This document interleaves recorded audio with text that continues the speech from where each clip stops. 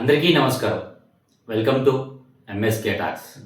గడిచిన 2-3 రోజుల క్రితం ఆస్ట్రేలియాలోని సిడ్నీ నగరంలో ఒక తెగకు సంబంధించిన అక్కడ కొందరు ఒక బీచ్‌లో వాళ్ళకి మతానికి సంబంధించిన ఉత్సవం జరుపుకుంటుంటే ఒక తండ్రి కొడుకులు అక్కడ వాళ్ళల్లో సామాన్య ప్రజల్లా కలిసిపోయి విచక్షణారహితంగా చిన్న పిల్లలను కూడా చూడకోకుండా 10 సంవత్సరాల లోపల చిన్న పిల్లలను చూడకుండా, ఆడవాళ్ళని చూడకోకుండా, పెద్దలను చూడకుండా, ముసలి వాళ్ళను కూడా చూడకోకుండా గన్‌తో విచక్షణారహితంగా మత పిచ్చితో వాళ్ళందరిని అక్కడ కాల్చి చంపేయడం జరిగింది.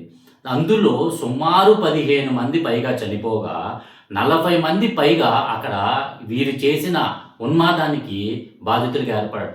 ఇందులో ఈ విషయాన్ని తెలుసుకొని అక్కడ స్థానిక పోలీసులు హుటాహుటిన అక్కడికి వెళ్ళిపోయి ఆ తండ్రిని అక్కడే స్పాట్‌లో ఎన్‌కౌంటర్ చేసి, దాని తర్వాత ఏదైతే ఆ కొడుకుని అక్కడ లెగ్ మీద హిట్ చేసి హాస్పిటల్‌కి పంపించడం జరిగింది. కాకపోతే నేను అడిగేది ఒక్కటేంటంటే, ఏ హిందువులో, ఏ ఖురాన్‌లో, ఏ ఇస్లాంలో, ఏ జైన్‌లో, ఏ బౌద్ధులో, ఏ భగవద్గీత, ఏ ఖురాన్, అలాగే ఏ క్రిస్టియానిటీలో చెప్పింది ఒక మనిషిని ఇంకొక మనిషి చంపమని చెప్పేసి ఏ మతంలో చెప్పింది? ఇక్కడ ఈ సంఘటనకి వెనక ఐఎస్ఐ కానీ ఉగ్రవాదులు ఉన్నారని చెప్పేసి అక్కడ గవర్నమెంట్ ప్రస్ఫుటంగా చెప్తుంది. నేను వేరే దేశాల నుంచి ఆస్ట్రేలియా వెళ్ళే ప్రజలకి నేను ఒక్కటే చెప్తున్నాను. మీరు ఇలాంటి కార్యక్రమాలు జరుపుకొని ఇలా వెళ్ళేటప్పుడు ఒక్కసారి అక్కడ జాగ్రత్త వహించండి. ఎందుకంటే ఆస్ట్రేలియాలో గన్ కల్చర్ అనేది చాలా ఉంది.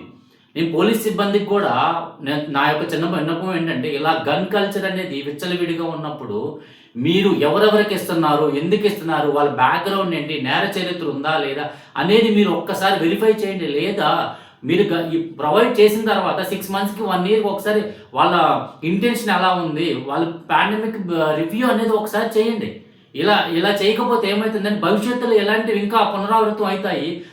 వీళ్ళు చంపిన ఏదైతే 16 మంది పైగా ఆ కుటుంబాలు ఇవాళ విగత జీవులుగా అలా ఉండిపోయినాయి అనమాట. అట్లాగా ఇలాంటి పునరావృతం భవిష్యత్తులో జరగకుండా మరిన్ని చర్యలు తీసుకుంటారని, అలాగే వేరే దేశాల నుంచి వచ్చే ప్రజలు కూడా మీరు కూడా అప్రమత్తంగా ఉండి ఇలాంటివి ఇలాంటి సందర్భాలకు వెళ్ళకోకుండా తగు జాగ్రత్తలు తీసుకుంటారని మనస్ఫూర్తిగా కోరుకుంటూ జై భారత్, జై హింద్.